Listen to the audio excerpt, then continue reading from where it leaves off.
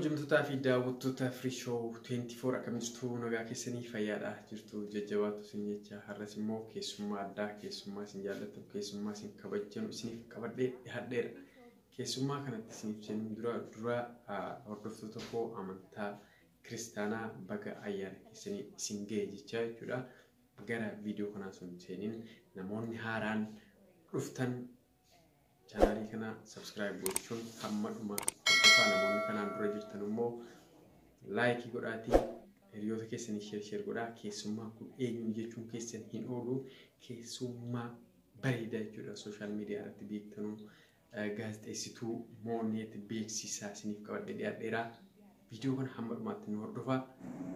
Harka fuunee kabajamtoota daawwattootaa fi hordoftoota Free Show 24 akkam jirtu bakka jirtan maratti nagaaf jaalalli keenya isin haa ga'u jecha Free Show 24 sagantaa keessan irratti waan naaf feertaniif guddaa galatoomaa gaaffii naaf dhiyeessitaniitidha kan jirtanii kallattiidhumaan gara gaaffii Free Show 24 tti osoo hin darbiin dura warreen toora yuutuubiitiin YouTube kana hordoftan Free Show 24 subscribe share like gochuudhaan ijoollee kana cinaa akka dhaabattan abdiin qaba jajjabeessaan isin jedha kallattiidhumaan gara gaaffii kiyyaatti yoonee darbu gaaffii tokkoffaa mooneet eenyudha dhaloonni ishee yoodha kan jedhudha yeroo miidiyaa irratti namoonni yeroo na argani yoo yaafii hayyee fayyadama Yoya jedhee gaafa nagaa gaafadhu mooneet boorana dhanaan jedhu gaafa immoo hayyee baay'isu isattiin kun harargeedha naan jedhu garuu dhaloonni kiyya godina Shawaa Lixaatti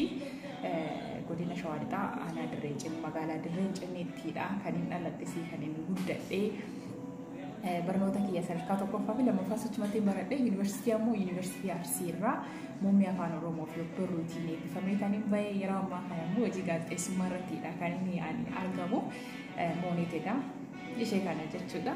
Gaaffiin lammaffaa namoota hagammaatti interviyuu goote keessaa gaaffiin jaalalaa si mudateera ati immoo nama hawwite qabdaadha. Gaaffii baay'ee cimaadha. Yeroo iddoo hojii irratti namni garaagaraa guma nama arguu miidiyaa irratti guma nama na ilaalan naawuu danda'u gaaffii jaalalaa dhiyeessuu danda'u. Hangaruu hagammaatti namni nawwee hin jiru namoota interviyuu godhe keessa tarii namni biraa jiraachuu danda'a namni nawwee. Garuu namoota hagammaa miidiyaadhaan affeeree hawwee yookiin jaaladhee hin jiru. Gaaffii jaalalaa naaf dhiyaateera garuu hin milkoomne deebii hin arganne kanaadha. Gaaffii sadaffaa abbaa warraa kee fi ilmoo kee keessaa kam jaalattaa hin qabu jechuun hin danda'amu gootuudhaafidha. Maal jedhu otoon otoobisii hin bituu jedhu jaalala abbaa warraa fi ilmoo gaafuman bira ga'anii gadhamnameef kan isinitti immoo ta'amare amma laalarra taa'ee kan abbaa manaa kootu caalamoo kan ilmoo koo caalaan jedhu murteessuun natti ulfaata waan ta'eef kallachuu yoo hin dhabnamne isinitti himaanii gaaffiin arfaffaa osoo haadha manaa koo irratti si gochuun barbaada. Asitti gaaffiin cimaa osoo haadha manaa koo irratti si gochuu hin barbaade. Boolla bu'in jedhaan dhugaa rabbi dhiifama naa godhaati. Anaaf fi dhiirri haadha warraasaa mana kaaya na barbaacha dhufa anaaf dhiira miti. Maaliif anaanii akka inni hin ajjeesneef yoon itti heerume booraanas mana kaayee gara biroo deema waan ta'eef namni tokko nama hedduu miidhuurraa ofiidhuma isaatiin du'uun wayyaa fi ofaa ajjeesu malee ittiin heerumu dhugaadha. Nama hin beekne nama hin jaalladhe narra lafaa ka'ee dhiibi nama hin jaalladhu yoo ta'e haadha manaa isaa irratti na hojjechuu hin danda'u. Kanaafuu anaaf namni akkasii dhiira miti warreen dhiiraa na ufkalchaa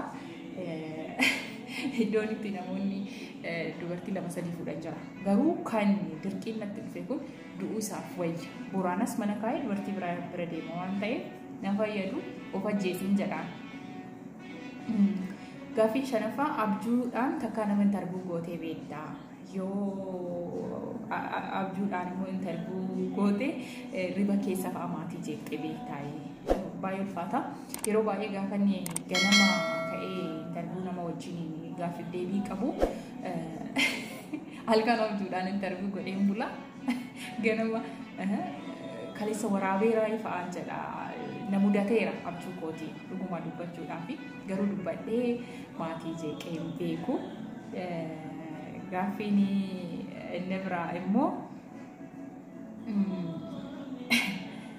mudannoo ati hojii gaazexeessummaa keessatti qabdu jira yoo jiraate nuuf himi.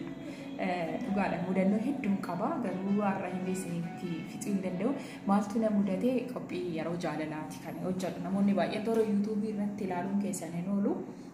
Yeroo jaalalaa irratti namoota bilbileeti kan inni beellamu kootiin dura seenaa isaanii nan gaafadha. Waan muraasa irraa natti himu achi tokko maallaa jedha seenaa ta'uu natti hima. Intala takka nan jaalladha baay'een ishii jaalladha. Isheen garuu na hubachuu hin dandeenye gara jabeettiidha. Nama hubattu miti. Itti himuus nan sodaadhe. Alaalumatti nama sodaachisti. Baay'ee jaalala ishiitiin miidhamee jira. Barnoota kiyya saddakuu ta'ee akkuma ta'ummoo ta'ee barnoota kiyyas fixee hojii qabadha. Hojii hojjechuu hin dandeenye jedhee gaafa haasa'u maal intala akkas gara jabeettiin akkamitti maaf yaada keetti ibsitu isheen nama miti obboleessa hin qabdu jedhee taaraan ture intala sanitti jechuudha. Dhumarratti dhaggeeffadhee ka'ee kanaafuu guyyaa kamisiif haa ta'u dhuftee istiidiyootti immoo bakka jirtutti si waraabaa innaan innumaayyuu istiidiyootti muuti. Marra koo qabaanatti tarboonsi godha malee bara intala mitiin jedheen achi maallee onaan jedhee gaariidha. Bara intalli hin jaalladhee rakkachaa fi ture sumaadha. Amma ergaa kiyya dabarfadhee si biraan gaheera waan ta'eef dhufuun nan barbaachisu jedhee kana yoomiyyuu hin dagadhu nan rifadhee waan akkasii na mudateera. Mudannoon hedduus hin jiru yeroo biraatti sitti masaa hafee gaaffiin torbaffaa immoo osoo liina si ajjeesaa jiru jalaa si ajjeesuuf yaalii godhaa jiru jalaa baqachaa jirtu mana sadii argiteedha. Manni tokko mana duuriyyoonni itti nama fannisanii qaama honnee kalee waan akkasii nama keessaa fudhatanidha. Manni inni lammaffaa immoo mana leenci baatii sadii osoo nyaata nyaatiin keessa turedha. Manni inni sadaffaan ammoo mana boba'aa jiru gubachaa jiruudha. Kam seentaadha. Isa sadaffaas isa tokkoffaa yoo ta'e lubbuu koo baraaruu hin danda'u. Inumaayyuu jara naariyaa jala baqachuun isaanumatti baqachuu iyyuu wayyaa. Mana leenci baatii sadii osoo nyaata nyaatiin keessa turedha. Maaliif leenci tokko baatii sadii osoo nyaata nyaatiin turuun isaa du'aadha waan ta'eef achi seeneen lubbuu kiyya oolfadhaa jechuudha. Gaaffiin saddeettaffaa inaaffaa ni jibbitaa. Yoo ni jibbita ta'ee maaliif jibbitaa? Amma inaaffarraa maaltu baratamaadha. Inaaffaa dhugaan siin jira. Addunyaa kana irratti waan inni jibboo jiraatu iyyuu inaaffaadha. Jaaladhu shakkii inaaffaan anaaf du'a. Namni tokko gaafa wajjin jiraatu gaafa bultii horatu hojii keessatti walitti amanee jiraachuun gaariidha. Walitti inaafuun barbaachisaa miti. Inaaffaan dhibeedha. Namni walitti inaaffataanaan akka wal ajjeesuu ni qaqqaba waan ta'eef jechuudha. Waan xiqqootiin yootuma walitti inaafu guddaa ta'ee booda lubbuu wal baasuudha kan dhufu. Saniin egaa jireenya kiyya keessattis waan dabarsee waan jiruuf inaaffaa baay'een jibba. Nama inaaffaanaaf diina kooti namni inaafu maaliif inaaffaan barbaachisaa miti baay'een jibbaa. Warri inaaftan dhugaan siin jedha inaaffaan barbaachisaa miti dhiisaan siin jedha. Jireenya ofii keessatti gaarii miti inaaffaan yeroo baay'ee namni bultii keessatti jaalala keessatti jedha malee dhiibee bakka hojjettutti iyyuu namni tokkotti ni inaafta yoo ta'e sumatti deebi'ee dhibee ta'a. Waan hin jirre tokko inaafta wanti kun akkasii jetti si inaafsisa waan xiqqaatti waan ta'eef inaaffaan barbaachisaa miti. Inaaffaan lubbuu nama baasisa waan ta'eef irraa qusadhaa warri inaaftanii of yaalaan jedha. Qoricha hin qabu garuu of yaalaan jedhee ergaa dabarsa.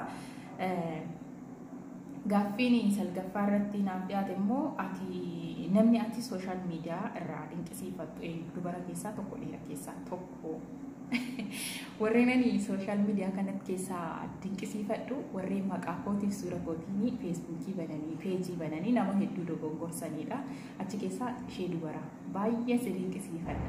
Maqaa kiyyaan suuraa fi kiyya kan ishee gadhiistu maqaa kiyyaan nama haasofsiisaa turte. Dhuma irratti nama biyya alaa jiraatudha kan isheen haasofsiisaa turte. Dhuma irratti qarshii ergisiisuu irratti maqaa kee guutuusaa fi lakkoofsa akkaawuntii baankii naaf ergi gaafa jedhu maal ergitu. Dhuma irratti qabamte jechuudha. Maqaa namaatiin haga tokko deemuu dandeenya. suura namaa fayyadamnee waan tokko gochuu dandeenya, nama haasa'uu dandeenya. Garuu of dhoksuudha kun eenyummaa ofiitti qaanfachuudha. Ofii keetii yoo jaallattee nama sana kallattiidhumatti deemtee si jaaladhe jechuudha malee nama tokko daa'effatanii namatti deemuun baay'ee ulfaata. Dhumni isaa hin bareedu. Garuu namni sun haa galatoonfamu.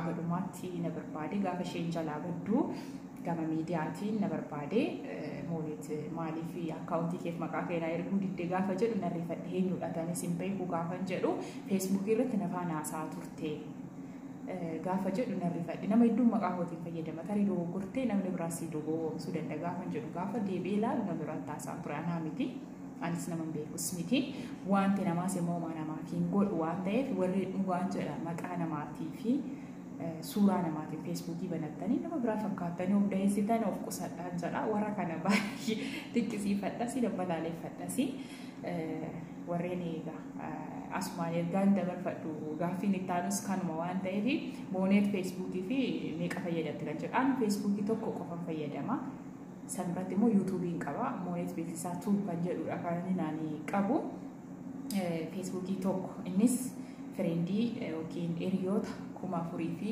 900 ol followarii immoo 20 ol kan qabudha. Inni feesbuukii kiyyaadha.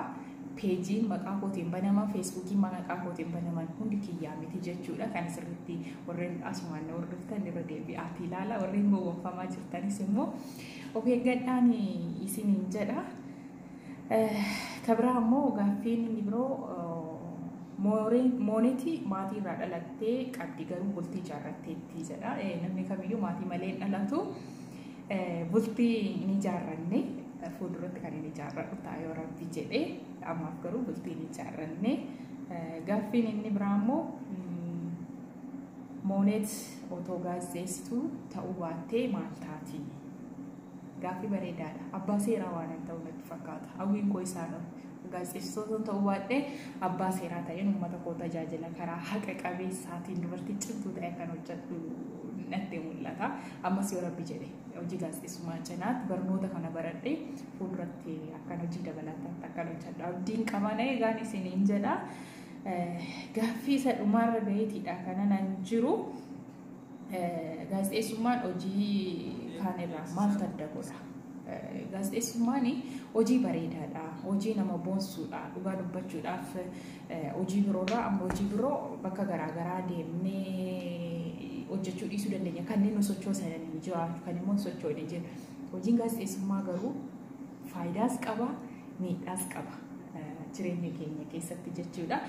Bu'aa bahii hedduu chaalenjii hedduutu nama mudata waan ta'eef kanaaf egaa hojiin gaazexeessummaa hojii biroorraa addaa wanti isa godhu kanaani waan agammaatti na hordoftaniif guddaa galatoomaa baay'een isin galateeffadha. Firii shoo 24 subscribe share gochuun dagatiin gaaffii kiyya xumureettidha kanan jiru galatoomaa ulfaadhaan isiniin jedha.